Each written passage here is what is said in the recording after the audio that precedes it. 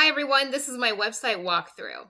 This looks completely different than the one I originally submitted because I wanted to get out of the whole boxy square thing that I've been doing for the last 10 or so years. So I decided to combine that square looking website with this older kind of one page website that I had already had up. Except my older page had a bunch of blocky text, and this I'm trying to go away from that and do a little bit more with visuals. First of all, the title graphic is the same as I used before, and that's mostly because I have an animated version that I use on AR business cards. So one of the things I ran into was how much information do I give the user when it comes to navigation and using the website? We are told in instructional technology that we should put instructions everywhere because you never know if someone has used that kind of website before or that kind of LMS.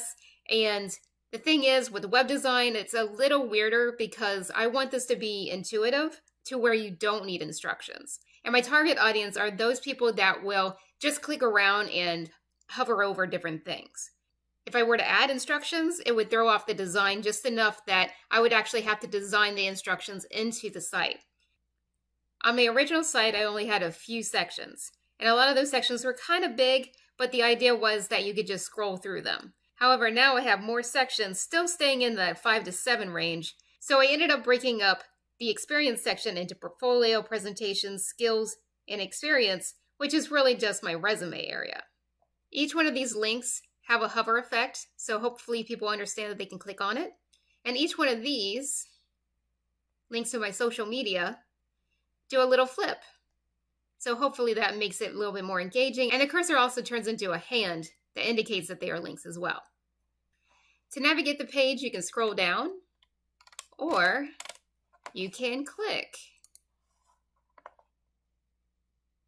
And as you scroll down, this new area up here will have the navigation.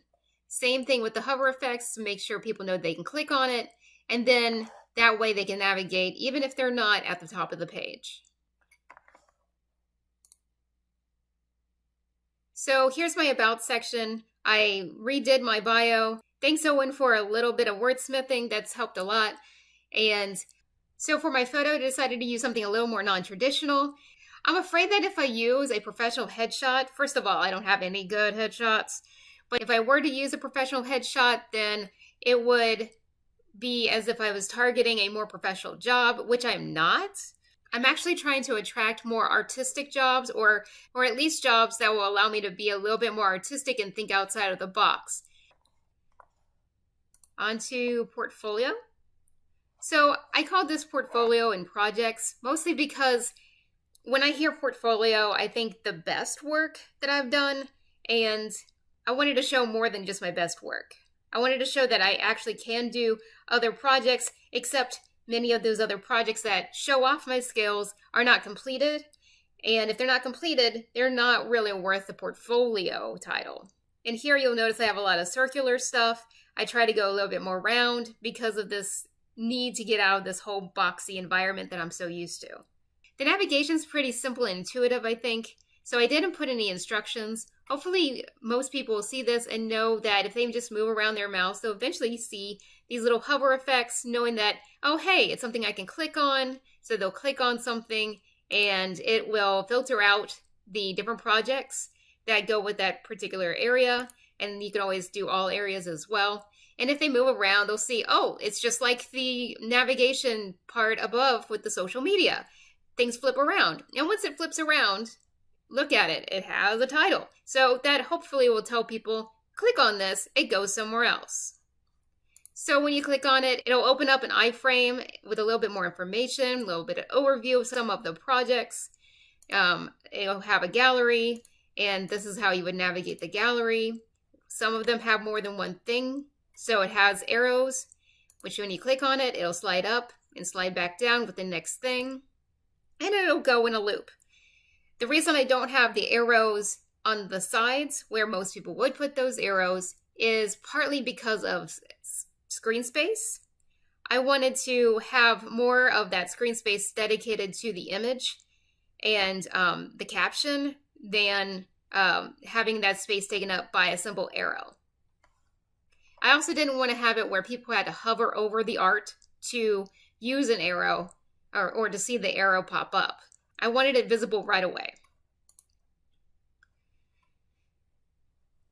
I also have a links area because some of these projects are things that the general public can download and start using if they want to see how it's set up. I also have a things section because I feel like nothing is really just me.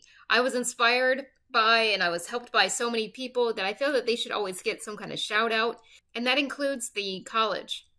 And when the person is done, they can click on any of these to go back to any other filter. And the next section is presentations. Again, this was not something I originally included. It wasn't until I saw Sarah's site that I was like, oh, maybe I should put my presentations on here because I've done a few. And so I put those under experience, and Sarah's feedback on the website was to make it a little bit more noticeable about the different presentations. And I really like that idea. Then I also said workshops because a lot of what I've done has been workshops. And so down here I have software and skills. Another section that I was kind of unsure of when it comes to trying to explain what software I know and what skills I have. Originally, it was just a big list of different things. They were in categories, but again, it ended up being this big block of text, nothing visual. And I'm sorry, even I wouldn't read that if I saw it on a web page. So I needed to display this information in a more visual way.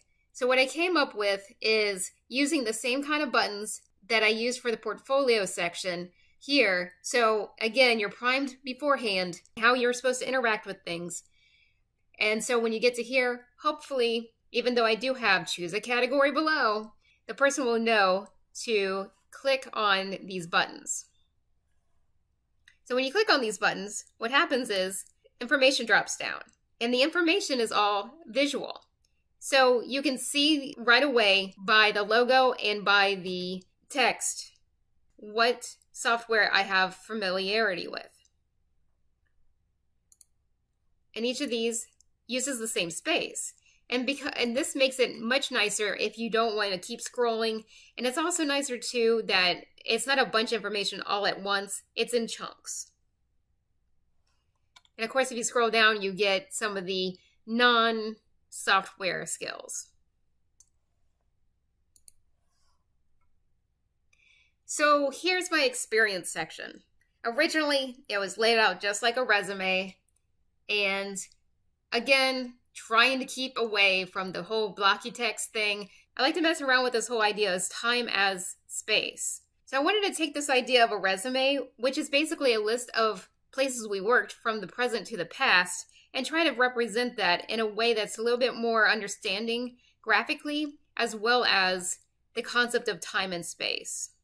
As you can see, as it goes further into the past, each of these little sections that talk about places I worked gets smaller until you get to about 10 years ago, to kind of represent as if you were looking farther and farther into the past, just as things look smaller and smaller the farther they get.